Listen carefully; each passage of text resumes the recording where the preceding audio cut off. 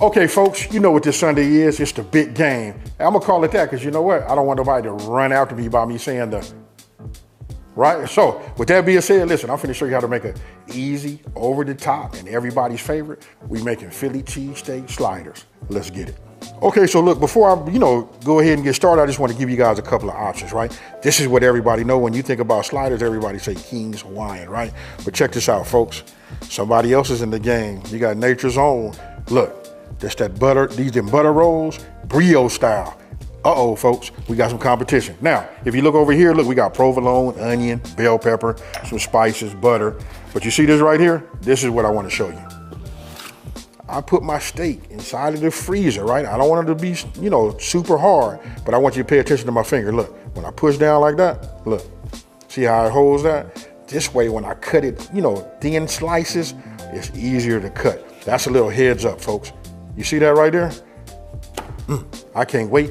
All right, so the first thing I'm getting ready to do is, while this is still kind of like in this semi-froze state, I just want to cut a little small piece like this just to get it started, right? But you can see, if I hold it up like that, you see how it holds that? Still halfway kind of like frozen, right? This allows you to be able to cut something, a slice that is thin, right? You guys get it. Remember, just put it in your freezer. I put it in the freezer and it's probably been going for about 45 minutes. It really depends on the thickness of your steak. You know what I mean? How cold your freezer is. And that's right. I know some of you guys get a freezer, you bring it home, you plug it up, you never make no adjustments. But this right here is the way you do it. Okay, so before we even, I'll go ahead and show you guys this right here. Look, this is what I mean, cut them down thin. You know what I mean? I probably should have let it stay in the freezer a little bit longer because as I was cutting, it starts to, thaw out. Depends on what part you get. Fat, obviously, that right there is, nice. But anyway, make a long story short, if you guys pay attention over here, now would be a great time for us to go ahead and preheat our oven, 350 degrees, right?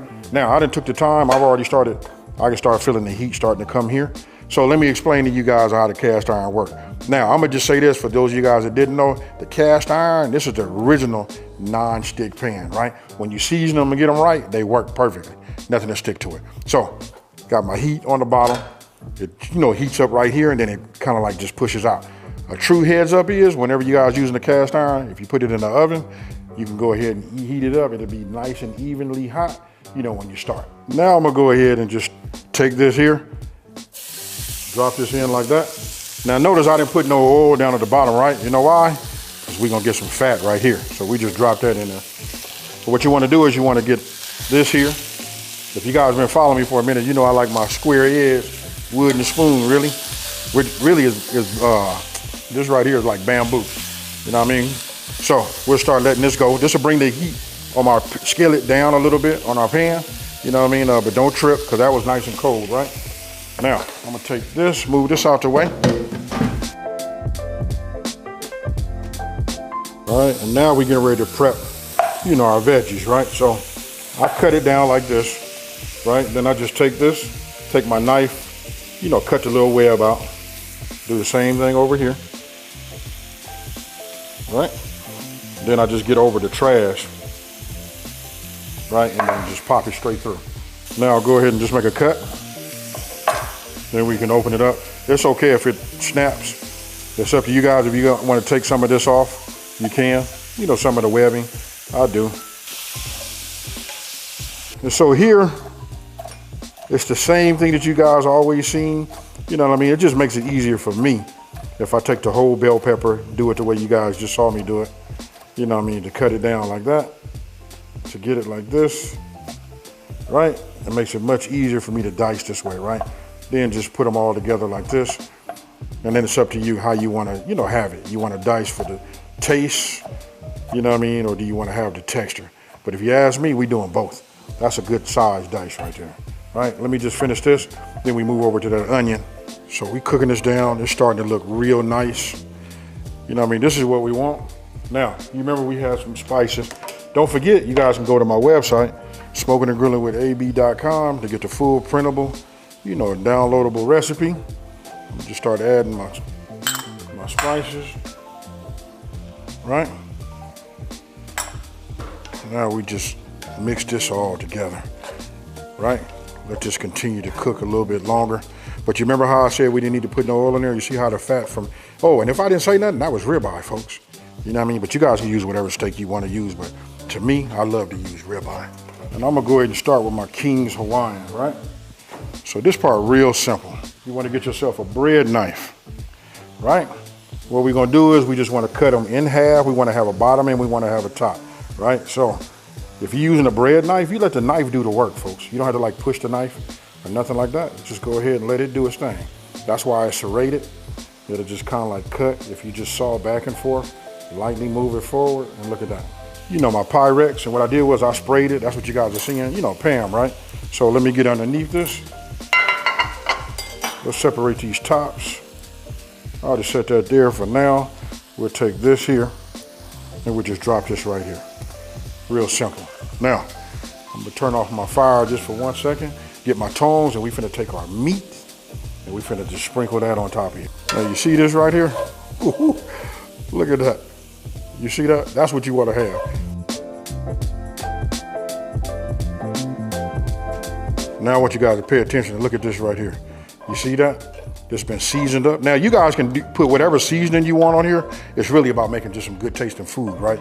But I gave you just the just, and what you guys didn't see is I hit it with a little bit of my seasoning also, but I want you to look at that. Look at how tender that is right there. Now, just go ahead and just start adding this right here on top, right? Now, when you guys get a chance to look back in that in the pan, you'll see it left a lot of fat, a lot of season. You guys are gonna like the way my cast iron is looking. That all right there is monumental, right? Because listen, we finna go ahead and, you know, start our veggies. And what better than to have, you know, green bell pepper and onion.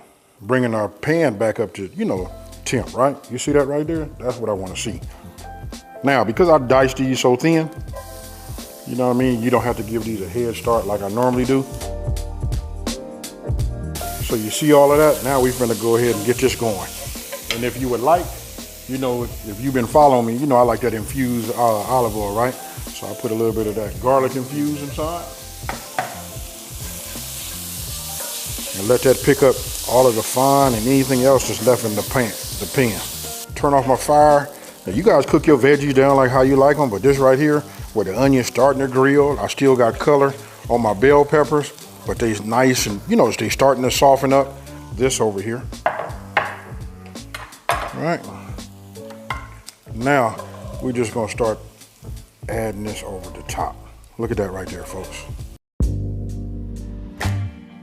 And you know what? You know you cannot have nothing called Philly anything without having that provolone. All right, so let's get it over here. Let's make sure we got maximum coverage. And even if we don't, you can always add more to it, right? So we just do it like this. I take my tops, bring them over here like this, right? Don't worry about it. If they fall off, we gonna cut them anyway. So I'm just gonna move these over here like this. And what I'm gonna do is just lightly cover this with a little bit of this mayo. Now, talk to me about this right here. Let's get ahead and get everybody started right now, talking about who got the best mayo. Is it Duke's? Is it Best Foods? Right? Is it Hellman's? You guys let me know. You're probably gonna say what it is, what's, you know, key to your region. You know what I mean? But mayo is, if you like it, I love it. You just see the whole thing. Now look, I took that butter, right? Just melted that. Now, I'm gonna take some of this onion, put some of that in here. Let it give off some of that flavor, you know, with it. Now notice I left some on my board right there. That's okay. Because what we're gonna do is we just gonna paint this over here like this. Then I'm gonna sprinkle some of those that are left over on the board. You know what I mean? I'm gonna sprinkle that on top, and then we're gonna put these in the oven, get this cheese to melt. And somebody answer me this down in the comment section below. How come whenever you start coming up with that money shots, them I don't know, like anything that you know that's gonna taste good, your voice get quiet. Okay, once you got everything done, go ahead and get yourself some foil. I'm just gonna lightly, you know, cover the top of it. That's all you need, right? We going in for 10 minutes, then we're gonna remove it, then we're gonna let it just like toast up the top just a little bit. That could take anywhere between 5, 7, or even maybe another 10 minutes. It depends on your oven. Now, that being said, I done said a lot, just to keep it so that I'm not over talking. Put that in there like that. And now we set a timer, 10 minutes.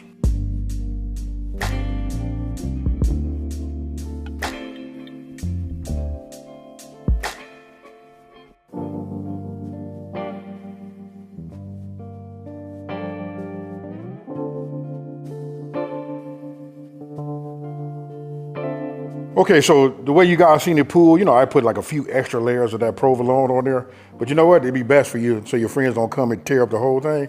Just cut them, you know what I mean, then set them off to the side. Stack them up how you want to do them, or leave them inside of this and let them get it. Listen, I'm not finna over talk it. I got this one right here. I'm finna eat, folks. Cheers.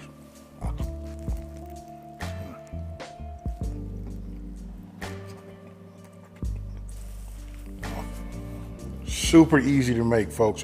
You guys got to try it if you haven't already. But I want you guys to talk to me down in the comment section below, right? Listen, I want you to talk to me about this. Listen, we tried to keep it like a little bit more sort of like original with the, you know, Philly cheesesteak, right? But what else could you have done to make this over the top? You asked me, I could have put some bacon over here. You know what I mean? I could have did the steak and some bacon fat. There's a few other things I could have done, you know what I mean? To be honest with you, I like that holy trinity, you know what I mean? Just to put some celery in there, just all kind of ways. Now that I got you guys' brain thinking, I can't wait to read the comments. Now, if you're new to my channel, you know what to do. Don't forget to like, smash that subscribe button, and tell everybody out there there's a channel out here that's simplifying these recipes and taking the mystery out of cooking. You know what? I'm finna be quiet. I'm finna put these up, you know what I mean? Because I got about 4 more batches of these to make. Guess what, folks? I'm out. Peace.